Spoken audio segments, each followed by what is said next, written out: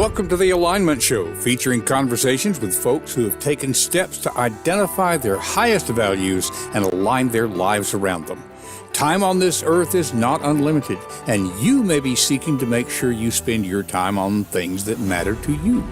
These conversations will encourage you and support you in doing so. Now, let's meet this week's guest on The Alignment Show. And a good morning, good evening, good afternoon, whatever time it might be in your part of the world. Welcome once again to this week's edition of The Alignment Show. My name is Don King. I will be your host as usual. We have a guest today that in a lot of ways I have known for a long time, and in a lot of ways I've just been getting to know more deeply. And I'll be bringing Jim Stovall on in just a moment. First, want to remind you as an ongoing thing about some of our sponsors. We talk a lot of times about the Go-Giver Success Alliance on here. And at the moment, they have memberships closed. They're not taking memberships, but you might want to get this website, which we'll also have in the show notes, bookmark that, because when it opens up, this is one of the best communities for supporting you in achieving whatever your goals might be. They do this in a very supportive manner. It's based on The Go-Giver, written by Bob Berg and John David Mann. It's all about being a go-giver, not just a go-getter. These are not in opposition to each other. Rather, it's more like what I think of as an agricultural model. If you want to get a crop, you plant your seeds first. And those seeds, in this case, are built on relationship. Now, another thing that they do is Sales-Wise Live. They just finished one and had a fantastic group of people, life-changing kind of stuff there. They're taking signups now for September. No obligation, but you might want to check it out. I put a QR code up on the screen. And again, for those of you listening audio only, I'll mention those in just a moment, but you can always go to confidencecultivators.com to get the show notes, and the links will be there. And so for Out Loud, for these two resources, donking.com, that's with a double N, DONNKING.com/go-giver, that's for the Go-Giver Success Alliance, or donking.com/saleswise. And that will get you to these great resources. I also should mention, remember that you can get any of my books by going to donking.com/books. Simple enough. But that's our sponsors for this week. And so it's my privilege to be able to bring on Jim Stovall. Now, it would be hard to put everything that Jim has done and that he does into a short bio, but we've managed to do a bit of that. Jim is a retired journalism professor, author of numerous textbooks, nonfiction books, and 2 novels. He writes a weekly newsletter on various topics, including writing, history, literature, and baseball. When I asked him to give me a one-sentence positioning statement, he said, I work with First United Methodist Church to help produce a daily devotional podcast titled Grace for All.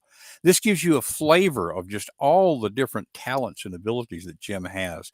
And so I'm happy to be able to bring to the stage Jim Stovall. Jim, welcome to the Alignment Show. Thank you, Don. It's good to be here. There are so many questions that are chomping at the bit to get out of my mouth here, and we only have a half hour or so. So a minor thing I want to ask about, one of my mentors, I mentioned Bob Berg a little while ago. He said, yeah, I know Jim. It's so good you're going to have him on. Said, I didn't realize he'd moved to Tennessee. And I realized he was probably thinking about another Jim Stovall. Do you run into issues with the other Jim Stovall who writes, I guess we would say, motivational literature? Right. Yeah. Have you all ever met? No, we haven't. I run into his name every once in a while. It's usually on Amazon where they get us mixed up. He's got quite an audience. I sometimes wonder if I pick at his audience and you know, shouldn't be doing that, which I'm not. I'm trying not to, um, but he apparently he's been around for a long time, um, and he's sight impaired if I remember correctly, but he apparently he's written quite a number of books and of the inspirational type and uh, so I so no, it's not really an issue Maybe for us. you feed each other in a way. I mean, just Yeah, we might. audiences. That's fine. Don, I want to while I'm going to grab the mic away from you for a Sure. minute, and I mean, you said some nice things about me, but um, I want to say because I want to get this in early. You're one of the people I really admire. Oh, Um, wow. you as I know more about you and the things that you've accomplished and where you are in your life, um, I think how what a privilege it is to know you, um, and the thought occurred to me this morning that um, you're really the one that should be interviewed on this show. You need to get Vince or Ed or somebody to come on, or even me to come on and interview you and let you talk about. So I know you talk about these things all the time, but some of the things that you've done. So I want to say I want to put that plug in there for you because it's not a plug. I mean, it's the truth up and down, and I just admire you and think a lot of you, and you and I have been together on a couple of projects, and I hope that continues in the future. Oh, absolutely. Thank you so much, Jim. I'm truly honored. And folks, I want to tell you one one reason among many that I'm honored by Jim saying this. When I was in graduate school, I've got to tell this background story a bit, Jim. When I was in graduate school in the early '90s, um, Jim just mentioned Ed. We're talking about Ed Caudle or Caudell. He'll answer to either one. He was my professor, and he had this textbook called Writing for Mass Media. And he talked about the author like he was, I don't know, like Moses talking about the prophets or whatever. Obviously thought highly of Jim Stovall, and I could see why, given the textbook and how it covered everything, very practical, but academically solid and all that sort of thing. And that was early '90s, like I said. And then come forward, and I'm really bad with time, Jim. I think it was probably sometime around 2015, maybe 2014, something like that. Right. Mhm. I started attending First United Methodist Church in Maryville, Tennessee. I'm not pronouncing it the way the natives do. We all say Maryville, but Right. just so people will know what I'm talking about. Small town, foothills of the Smoky Mountains, wonderful church. Started going to a Sunday school class, and there was a guy in that Sunday school class named Jim Stovall. And one day I said something to him, said, funny thing, you got the same name as this guy who wrote this fantastic textbook. And he just kind of said, well, that's me. And just to wind up in the same Sunday school class with this modest, self-effacing, talented writer was just amazing to me. And then over the years, as he said, we've been able to work together on some projects. And he was even more talented than what I realized, because we're also going to talk some today, Jim, about you're a beekeeper Mm. and a watercolorist. I mean, all these things don't necessarily go together. So, yeah, just Yeah, let I have too much time on my hands, so so I it would gotta do seem. something. Well, and let me dig into the background a little bit, because what often comes up in the alignment show is what we might think of as the superhero origin stories. So I don't think I've heard how you got either into newspapers or how you went from newspapers into academics to begin with. Right, right. Um, well, not that interesting of a story, I don't think. I grew up in Nashville, um, and graduated from Maplewood High School, East Nashville, 1966, and in the 60s, that was the time of peace and love and universal harmony among people. I'm Mhm. kidding. And it was also the time of Vietnam and lots of dissension and that sort of things. It was a really interesting time to grow up. I knew from high school age, because I had always been interested in newspapers um, and in writing and that sort of thing, that I probably was destined to be a journalist.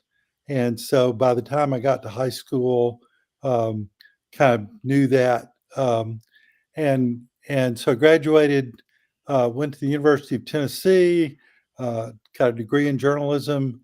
Um, Graduated 1970, and then a few months after I graduated, got drafted, which was kind of late in the game.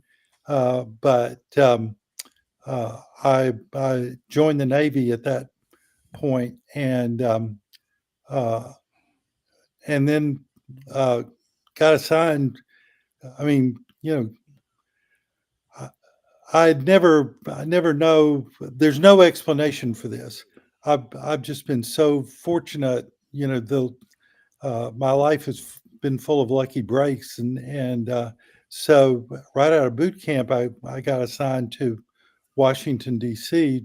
to an office in the bureaucracy of the Navy, which I knew nothing about, um, and so and frankly, the Navy was not a taxing. The job I had was not a taxing job. I mean, it was there, but um, uh, I didn't. It wasn't a hardship, and so I was just kind of in the bureaucracy, um, and I did have time on my hands, and so again, lucky break. Um, the Navy had at that point had a program that if you could do it, if you were on shore duty or wherever, which I was, whatever, um, and you wanted to attend college classes in your area, the Navy would pay 3/4 of the tuition. This was not the GI Bill. Didn't have anything to do with that. So Mhm. I thought, well, that's kind of a bonus, and I could probably handle a class or two each semester. And so I wound up going to American University in Washington and got my master's degree in political science. Um, and I think it was during that time, I met some of the professors there who I had classes with and were wonderful people. They were great. And I decided, I always thought I wanted to be a newspaper reporter, but this academia thing looks pretty good. Hmm. And so once I got out of the Navy, I spent 4 years in the Navy, and once I got out, I was eligible for full GI Bill benefits, and decided to get my doctorate and go full bore into academia.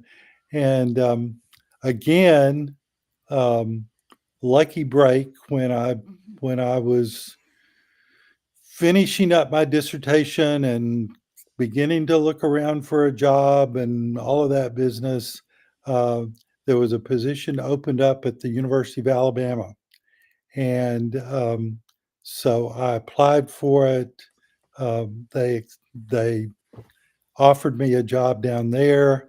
I had met the young lady that I was going to get married to, and fortunately, she's from Maryville, but she consented to go to Alabama with me, and so we moved to Tuscaloosa, and you know how it is with your first job. You think, well, a couple of years here, and then I'll move on someplace. Well, um, Alabama is really a good place. Hmm. It surprised me the quality of the people that they had down there, the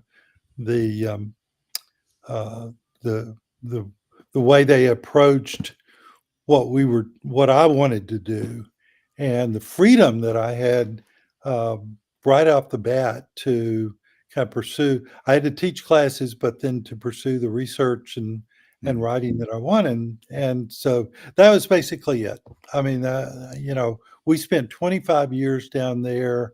Um, we moved from there to Emory, Virginia, where I taught at Emory and Henry College, which is a little Methodist school up just the other side in Virginia, just the other side of the Tennessee border. And then I spent 3 years there. And then the last 10 years of my academic career was at the University of Tennessee in Knoxville. So that was it. That was part of it. But one other thing, Don, is that I went into academia um, knowing for some reasons I can identify and others not, is I wanted I wanted to write a textbook. In fact, I wanted to write more than one textbook, and I Mhm. felt like that was just the thing to do. That was to extend my reach. I thought I could do it. I'd never done it before, so I,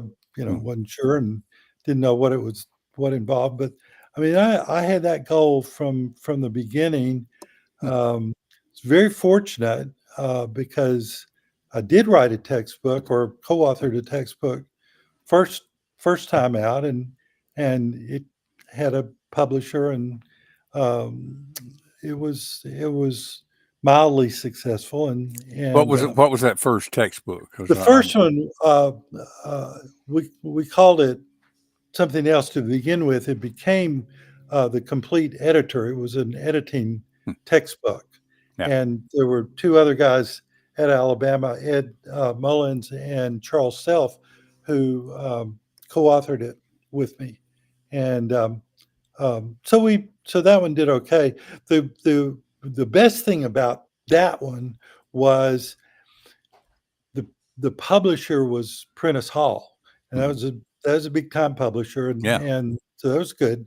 And so I knew the editor there, and so when I came up with the idea of writing for the mass media, um, I took it to that editor, and I said, "I got this idea for textbook. I want you to take a look at it." And he's real good. He was really kind about it, and I said, I didn't know anything. Um, I I didn't know if it was.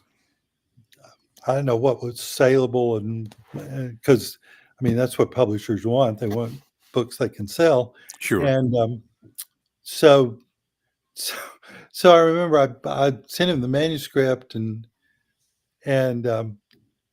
it took several weeks, and he called me back one day, and he said, "I've got your manuscript." He said, "I read it, and I've thought about it, and I don't know if he had sent it out as they normally do for any other kind of peer reviews or anything like that." And he said, there are just not many courses where that exist right now where this textbook would be appropriate. Mhm. Mhm. I was teaching a course at Alabama. I mean, that's why I wrote the textbook. I was teaching a course where it was exactly what that course needed because there wasn't anything else. And so, this what I anticipated was the big no here. He was Mhm. Mhm. being very kind, but he was going to say, sorry, we're not interested. And so he told me, he said, well, just not many courses where that book, may be appropriate. Um, Do you think and then, that I know I'm interrupting, but yeah, that's okay. do you think this was a chicken or egg kind of question that maybe there weren't many courses where it would be appropriate because there wasn't a book that could be the basis for that course, Well, as it which has to turned, come first? yeah, you think the course comes first and then the books follow. Hmm. You're exactly right. Because and he knew this. I mean, I had never thought about this at all, but he said, I think maybe there are going to be some courses like this. So we're going to go ahead and publish it.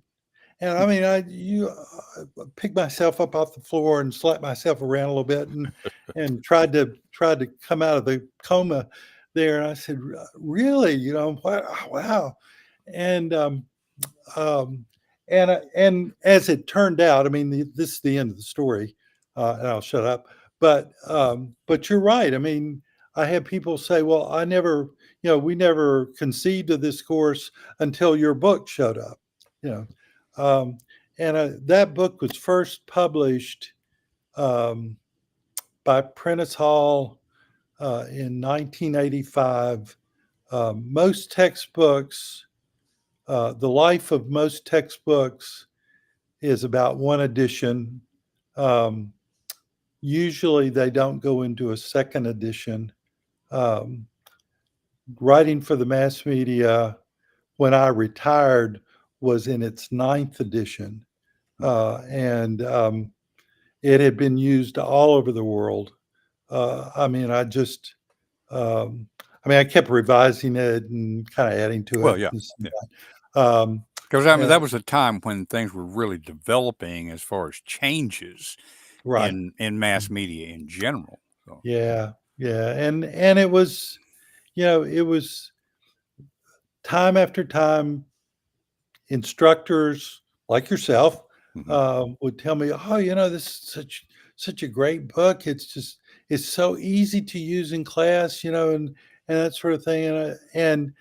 I mean, I just constantly um, was astonished by the reception that book had, because I mean, I remember putting it together to begin with and having no idea that anything was gonna anything was gonna occur Mhm. because of it, other than the book would be available for my students and I would get to use it.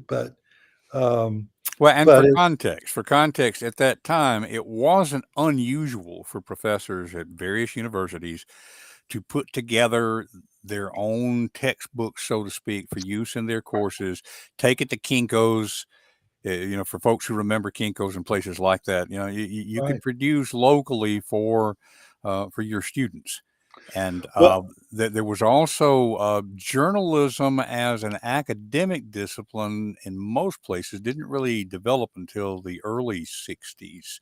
I mean, let's face it, in the 30s and 40s, we were kind of on the same level with the prostitutes in town in a lot of people's minds. yeah, And so I'm sure there were journalism textbooks, like, inverted pyramid and just all that kind of thing.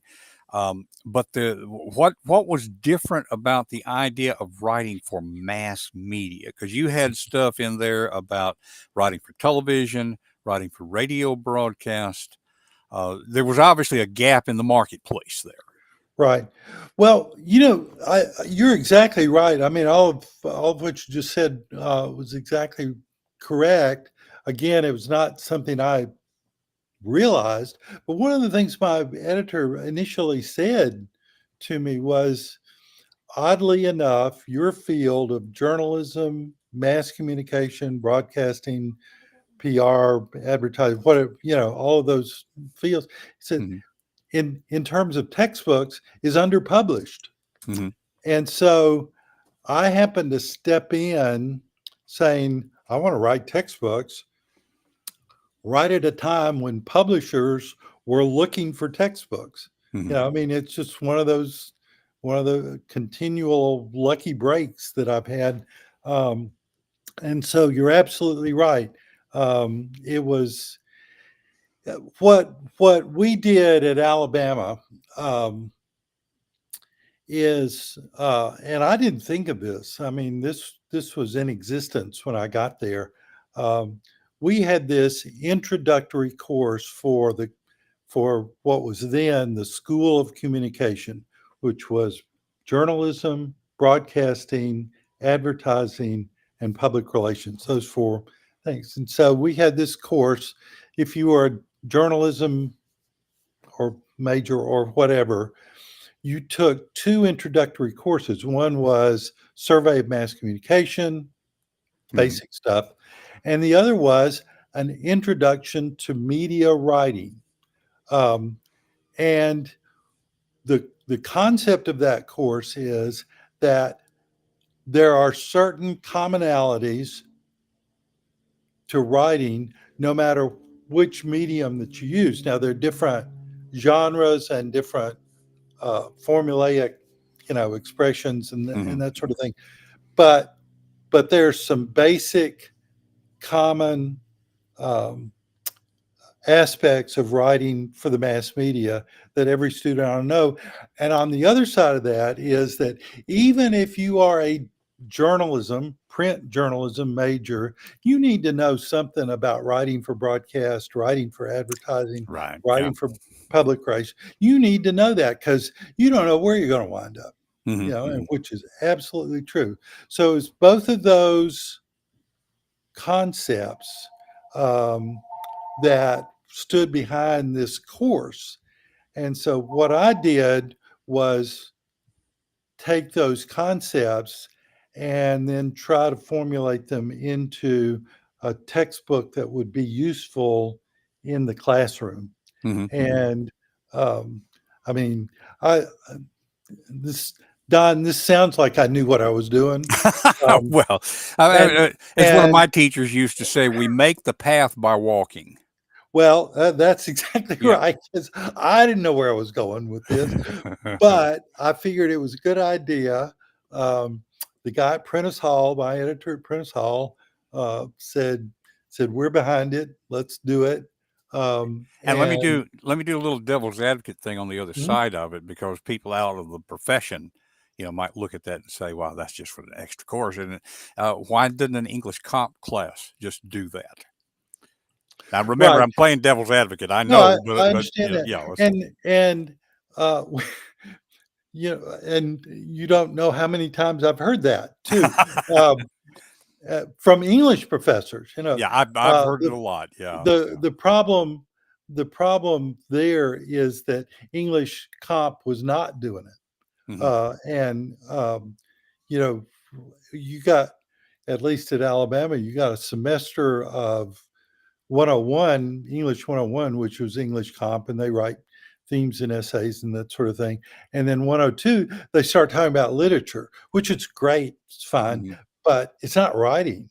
yes, yeah. So uh, It's hard. It's hard for college students to understand that. I would tell my students a lot of times that the English professors are excellent at what they do, but they're mainly teaching writing as a thinking tool, not mhm, necessarily for the actual conveyance of information. right, You right. think that's I accurate? think that, yeah, I think that's exactly right. And they don't have much sympathy for um, the nonfiction writing that we do, hmm and the non-essay writing that we do. It's sort of You that know, you, prostitution thing, isn't it? well, uh, that's one way of looking at it, and I'm sure that's their way of looking at it. But you take someone like we have been, newspaper reporter, radio reporter, uh, you do this every day. You Mhm. work under a deadline every day. And and that's not like writing an English theme where you got 2 weeks to think about it. Uh, I've worked on newspapers, and you've been in the same situation where the clock was ticking. Yeah. The press was rolling. The top of the hour was coming up, and that that news story needed to be written, and it needed to be in the hands of somebody Mhm. um, before that. And so that's the kind of writing that and it's what I used to tell my students was, it's writing that somebody's actually going to pay you to do. You Yes, um, yes. Not those guys across campus who are teaching English Comp 101.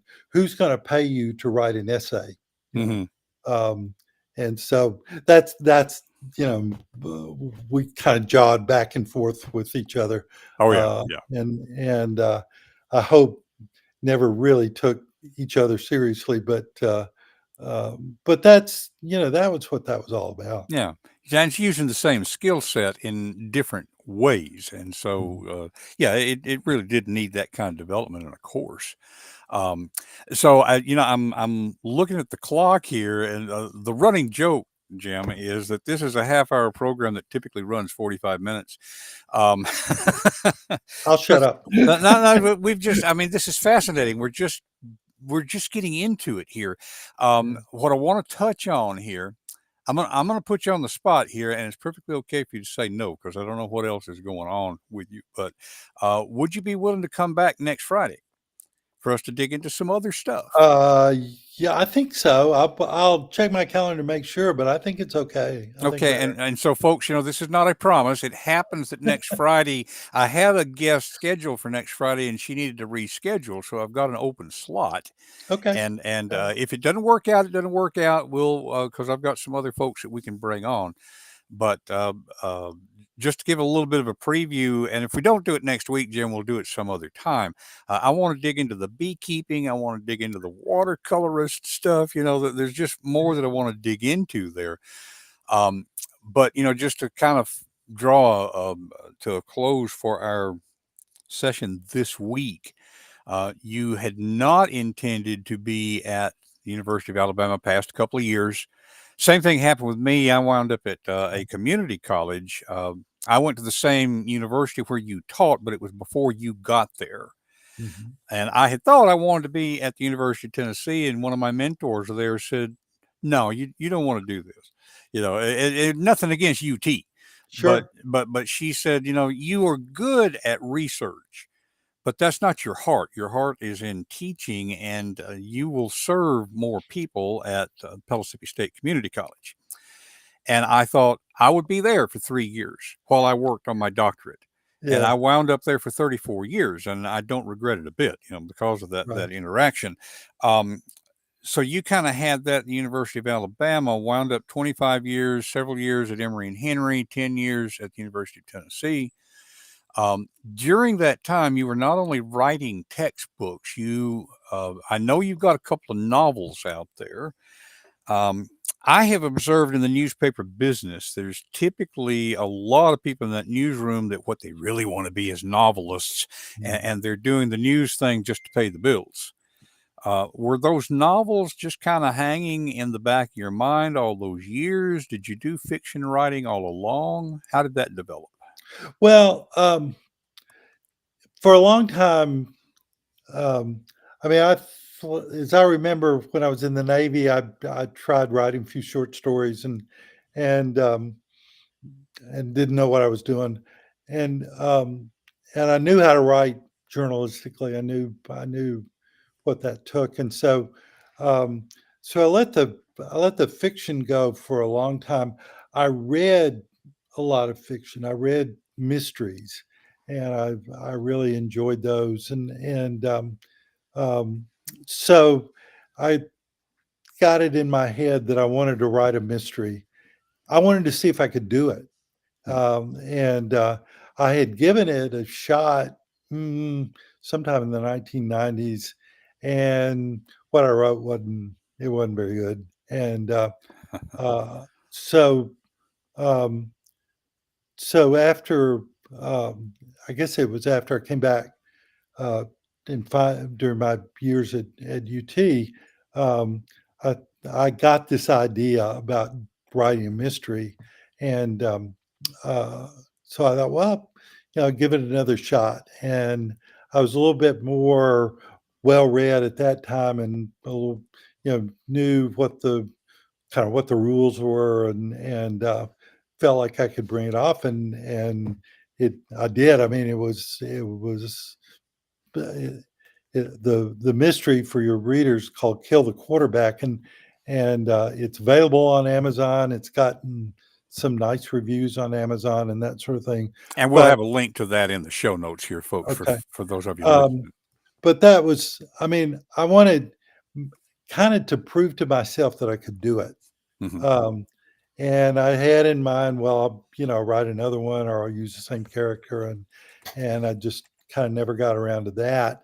Um, And the other thing, a few years after that, on my mind was we mentioned the 60s um, when I grew up.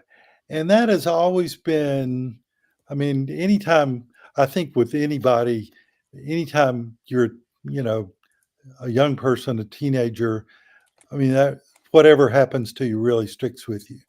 And so I kind of got the idea. I wanted to write something that involved the 60s and some of the issues there. And one of the things that happened, I hope I'm not taking up too much time, Don, No, but one of the things that happened in the 1960s that those of us who lived through it kind of, maybe not think about, but um, this, when the 60s began, there was there was certain roles for women that society kind of enforced yeah, there. And if you were a girl, women or woman, there you didn't become a doctor, you didn't become a scientist. There's all sorts of things you couldn't do. By the exactly. end of the 60s, all of that had changed. All of that had changed. And as I looked back on it, I didn't know it was changing when I was there. Um, but as I look back on it, I thought, my God, what an incredible thing. I mean, it didn't, the things for the things that women could not do in the early 60s, that the doors that had opened by then, it wasn't ideal. But it was just such a sea change. And so I thought, well, what would really be interesting would be to take a character, a female young lady who was in high school in the 1960s and who's wanting to break through, wanting to do stuff she's been told she shouldn't want to do. And yet she has to deal with her situation right as it is. And so I thought that would be kind of an interesting thing to write about if I could do it. Mhm. And so I wound up writing this young adult novel, um, which I'm really I'm really kind of proud of because um, it takes a young lady and it's written in the first person. Um, and how could I, middle-aged old guy, put myself back in the 60s and view things as a female would? Um, and I don't know. But I've had people say, God, you nailed it. I've had women say, I was young in the 60s like that, and that's exactly how I felt. Um, so anyway, I I wrote this young adult novel called Point Spread, and uh, if if any of your readers are interested in that, it's on Amazon too. And I just wanted to do that to again kind of see if I could prove to myself that I could do that. And so that's how the fiction came about. And so we'll see what else is down the road for us. Absolutely. I'm putting together. We've had I put a QR code up a little while ago for "Kill the Quarterback," and right here while we are live, I'm putting in a link for Point Spread. It's on pre-order right now, I think, right? It should be able to get it, I think, but I don't know. I haven't checked it for a while. I mean, Yeah. I I have not promoted that book very much, just because I've had other things to do. But You got a um, lot going on, yeah. So yeah, I've got, and folks, if you're on here audio only, of course you can't see it, but I've got on video a QR code up, and we will have that in the show notes. It's a little hard to say that kind of thing out loud, but I've got it up here on the screen. So let's see, share screen, and here is Point Spread. no, wait, that's your website, so want folks to Yeah, there know you how to go. find the website. But here is the actual book. Okay. And see, one of the things I want to do when you come back, I mean, if we look at the covers here, uh, this cover looks the art looks familiar. Right. I designed that cover. Uh, I didn't know you at the time, Don, so I designed my own covers. Well, But I help people put a cover together, but I'm not an artist, and I mean, this is some of your watercolorist talent yeah, coming through. yeah. So, that's why we want to come back and talk about some of those other things. Oh, the time has just gotten away from us here, Jim, but it's fascinating conversation. And what I want to say for folks who are listening, Jim has said several times that he's been lucky, but if he wasn't prepared, then when those opportunities came up, he would not have been able to take advantage of the luck. There are lots of things in our lives that we can't control, what our circumstances are. But I think Jim has been a great example of seeing opportunities. It's a basic thing in business: find a need and fill it. We don't often think of academics as being business, but there is that business aspect about finding the need and filling it. Um, Don, I, I'll tell you this one thing really yeah. as quickly as I can. Um, I was teaching that course I was telling you Hmm. about. Um, when I went to Alabama, that was not one of the courses that I was assigned. I taught 2 or 3 other things, Hmm. and in fact, that course kinda had a reputation within the college of, if you're a faculty member, you don't want that course because Hmm. it was a lot of work and, Yeah. it was involved, and so one day my department chair came to me and he said, for various reasons, he said, "We want you to take over MC 102, that course." Hmm. And I was happy with what I was teaching. Um, Felt like that was, where I needed to be.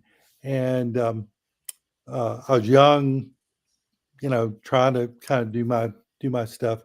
And so I told him no. I said, I don't want to do it. Do not, I Hmm. don't want to have anything to do with that course. Doing other stuff. And so I went home that evening and I thought about it. I thought, you know, you're not being a good team player. You're not, you need to think about it. So the next morning I went back into his office and I said, look, I've reconsidered. Um, I want to, I'll teach that course for. I don't know how long I want to take it for, but anyway, we'll see. So Hmm. I'll do it. And he was happy about that because that solved a problem for him. If I hadn't changed my mind, things would be a lot different in my academic Mm. career. You may not be talking to me today. Right. Um, Right.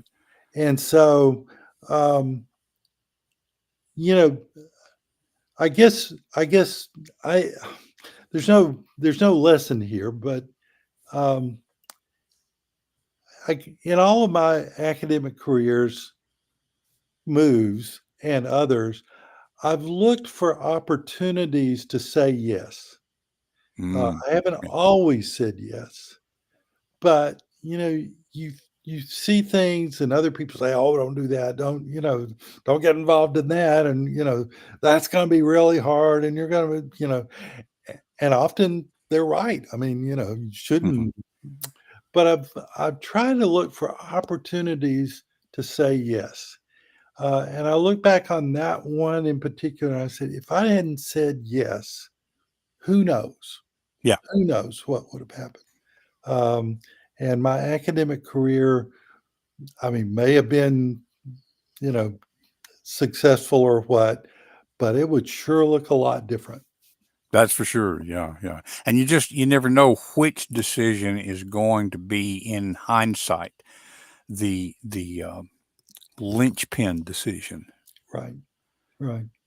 Very good, very good. Well, as we're wrapping up this week, and I'm hoping we can get you on next week. If not, it'll be sometime I in think we July. can. I think Okay, I'm good. pretty optimistic. So Good. We're about 95% sure here then, folks, yeah. because there's a lot more to the conversation.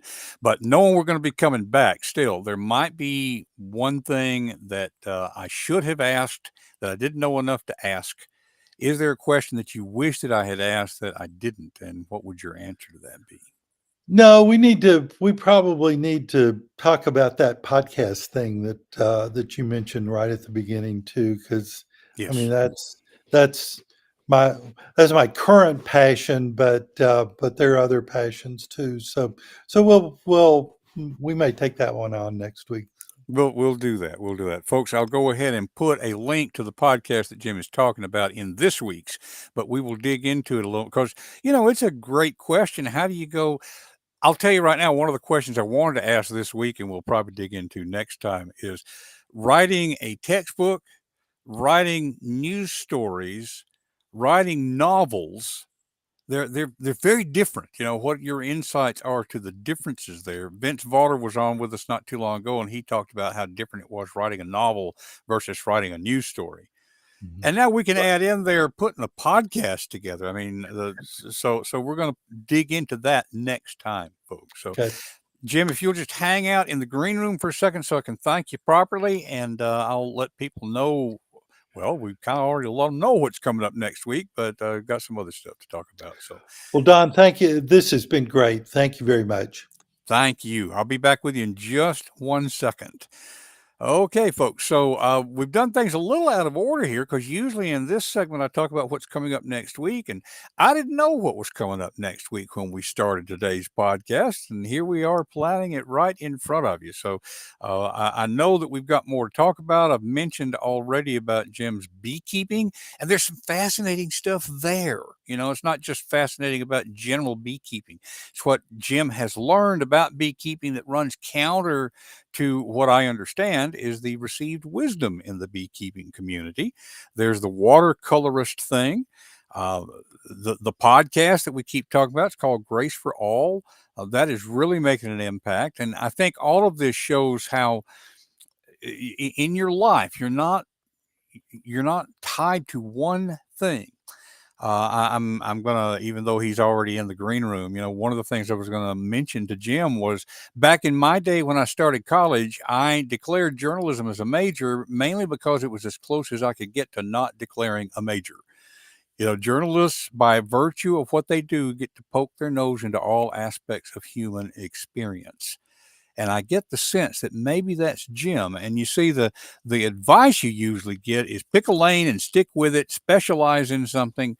I know so many people that would just drive crazy.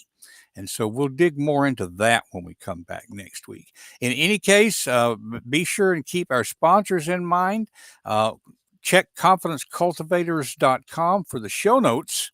And we will, I've got to line some stuff up. I get started talking, then I forget to set things up. Here we are. We'll look forward to being with you next week here on the Alignment Show. I mentioned last week that we are going to be changing our format a bit. We've been doing live all of this time. I'm going to switch to doing recorded interviews, a little bit shorter, because although we did have that running joke, I do want to try to get things within that half hour going forward. And so we are going to take August off. There will be no shows in August, but we still will be recording during August, lining up guests to come back with us in September and going forward. Got some guests lined up in July, a couple that are already scheduled. We'll probably get a couple more. So we will still have shows in July, but August we will take a bit of a hiatus. We will definitely be back next week, though, and we'll look forward to seeing you here on the Alignment Show, where we help you to live your values so you can value your life.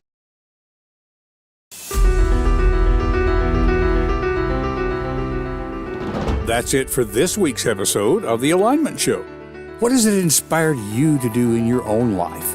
Whatever it is, take action now and take the first step. It will help you to talk with a friend about what you're thinking.